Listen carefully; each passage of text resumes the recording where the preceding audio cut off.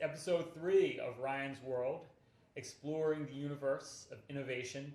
And as you know, at Payne Capital Management, we work with entrepreneurs, help them with their financial future. And today, as my guest, as always, we have an entrepreneur. I have my friend on, Peter Pazadoy, who is the president. Are you the president? Maybe I'm saying Chief wrong. Strategy Officer. Chief Strategy Officer for Gem Advertising. You got it. There you go. I mean, Good to see you, man. good to see you too, brother. Thanks for coming on the show. Of course, my And pleasure. short notice. I told Peter, I sent an email Sunday, can you make the show? He said, absolutely. We live in a real-time world. Yeah. That's how it is. In the chaotic entrepreneurial world.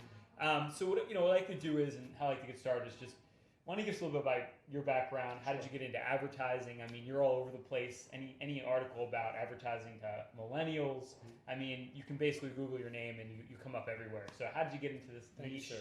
And give us a little background. You want the shocking truth about how I got into advertising? The shocking truth. Yeah. Through Leave nothing out. figure skating, of all things. Figure skating. Yeah. I grew up a competitive figure skater. I would not have guessed that. That's how I All met right. my now business partner and eventually my wife. Great way to network. It was, well, you know what? It's a cold sport. And You're from Boston, right? From Boston. Yeah. And we actually started what became our communications agency, GEM, as a video production company for a figure skating show. Get out. I won't. I just got here. And slowly we leveraged that into doing more commercial production work, local TV spots, Okay. nonprofit videos. I mean, we started at the bottom and worked our way up very slowly. It was like the overnight success that took years and years to happen. So just a lot of years of doing video, and now you do the whole gamut. I mean, everything from, I guess, your old school mediums for advertising to social media to PR. So how do you transition from just, I mean, this is interesting stuff, being a figure skating videographer into this whole realm of just a full advertising firm? Yeah, it was really organic, and I think in the back of our minds we always knew where we'd end up. Okay. But over time, our clients were saying to us, "That's a great video.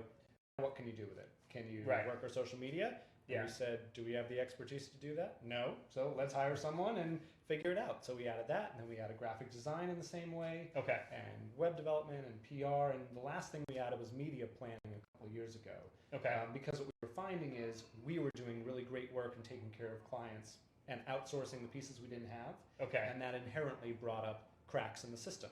Right. We were working with vendors. What if the vendors didn't deliver on time? What if they changed their rates? So we said, you know what, we're just going to take it all in-house and control it. And now that's one of our main propositions we tell clients is we just want to be responsible for everything. Because when it goes well, you'll know why. And when it goes badly, you know exactly who to fire. Yeah, but no pressure. There's no finger pointing. That's okay. Yeah. We're up for the pressure. So don't understand, if we say media planning, that just means you come in and you put together a whole media plan over all different medias. And purchase, Okay. Over social media, digital networks. We work with artificial intelligence that buys display ads, all kinds of interesting stuff. And then TV and radio. So you do TV and radio, and how about just like physical, like you do billboards and things like that We as well? do. We're in every train station from New Haven to New York with one client in particular. So we do all kinds of forms. People are everywhere. We like to say they play in different sandboxes. Right. So we need to reach people wherever they are, and not everyone has gotten on the digital bandwagon yet. No, and that's the big thing, because I know, like for us, I always say we're an old school business and we're just getting into the digital. With a new school leader, though. A new school leader. Sure. That's right. I like to meet him someday. But in all seriousness, I mean, where do you see things going? I mean, where's the opportunity if you want to advertise for your business? You're looking at where the future is. I think it's probably digital, but I mean, where in digital and what kind of things are you doing now that are more cutting edge? That really are going to be the future of where you advertise. Yeah, it's a good question. It is sometimes digital, but something we really emphasize actually isn't so much the media strategy, but the messaging, and the key really being transparency.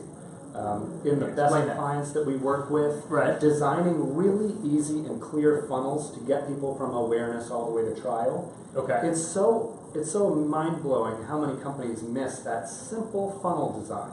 And they create roadblocks inadvertently that people need to go around or figure out. How do I enter this company? We are working with one client in particular. Yeah, we an example. We started calling their phones to see what the customer experience would be like once they decided they wanted to talk to someone. Okay, so you actually called in, wanted to get the whole client experience, just as a to see what customer. they're doing. Yeah, And it took us a week to get someone on the phone. They seemed to always be on a lunch break. So that's the type of thing where, like, you know, that's why we call ourselves a communications and marketing agency, because it isn't always about wrapping the present in the nice gift wrapping. Okay. That's why we work from the inside out. You know, what is the customer experience? Okay. What is the phone call like? What is the treatment like? Right. And we actually use that in the messaging to build up and tell a really authentic and transparent story. Can you give an example of that, like something you've done where you built this authentic story and how the whole thing would work? Yeah, I will give one of my favorite examples to talk about Okay. is a sinus center we work with, Okay. Connecticut Sinus Center. All right. This company sticks a balloon up your nose and inflates it to get rid of any sinus issues. Just clears everything out. Sinus headaches, stuff like that. It's a really innovative procedure. Right. They're not the only ones who do it, but they're the leader in it. Got it. So what we did was design a very clear and easy funnel to make sure people understood that they are the leader in this procedure. And we backed that up with testimonials, with videos, with an inbound communication campaign, with social media. So it's the education piece, just to let people know what they do and why they do it better. Yeah, and it's not rocket science. It really isn't. Right. And clarity is one of our 3 core values for a reason, because there's such a lack of it. So it's just understanding, a lot of times with advertising, like, what does this company do, right? I don't really understand. One thing. What is the one thing this company does? And we call that the tip of the spear. And we let everything else trail off of it. Okay, right. So you have the tip of the spear, you get the spear out there and let people know what you do. That's and right. Well, we're too busy. You and I see millions of marketing messages every day. How are you supposed to digest unless we're really given one clear point? All right, so that's a good question then. So to differentiate yourself, you have this one clear point, but I mean, you know, with all the noise, like if I go online right now and I'm just inundated with all these ads, I mean, what are some of the other things that you do or tricks of the trade to say, this is how I'm going to be able to differentiate my brand from somebody else's brand? Yeah, that's a great question. So I had a conference call the other day where we were talking about subscription revenue. Okay. With a company in the fruit space, like oranges fruit. Right. Yeah. And we were talking about how to get a subscriber list going to increase the frequency of spend with their current customers. Okay, so if I buy fruit from this company maybe once a year, this is a way for you to keep penetrating me as the audience to use you for different services. Exactly. Yeah. So when we were walking through the system, they were like, yeah, that sounds great. How do you do it? And we said, you go to your customers and you make them be part of the marketing process. You ask them to help you design whatever that frequency program is. Is it a frequent purchasing program with rewards? Okay. Is it a box like like HelloFresh or Blue Apron has that comes to you every week? And when you bring the customers in and you make them part of the communications, again, you end up with a really great messaging funnel. And by the way, while you're talking to them, you can ask them what their media consumption habits are, and that will grow your media plan. So this inclusivity, very simple. It's so simple. Why not just ask your customers what they want and give it to them? Companies don't do it. Yeah, I feel like now we should do that. If my clients are watching right now, we'll ask you what you need to do. But no, I like that very intuitive, simple things to do. The best way to know your audience is just ask them, and you have customers already. This is really narrowing down what is it exactly we do, doing our own tip of the spear, and that's I think another challenge is you can never.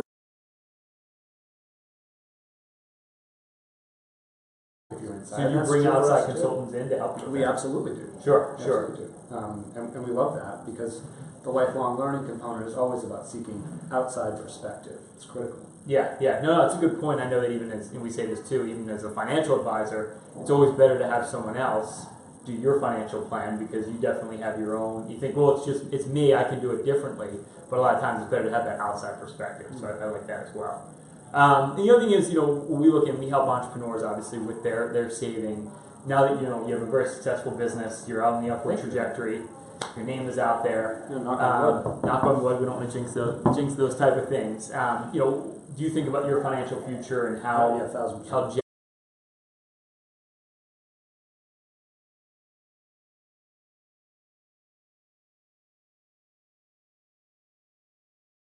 The first thing I did. That is actually pretty rare. I would say people won't usually start that young. Yeah, I don't know. Yeah.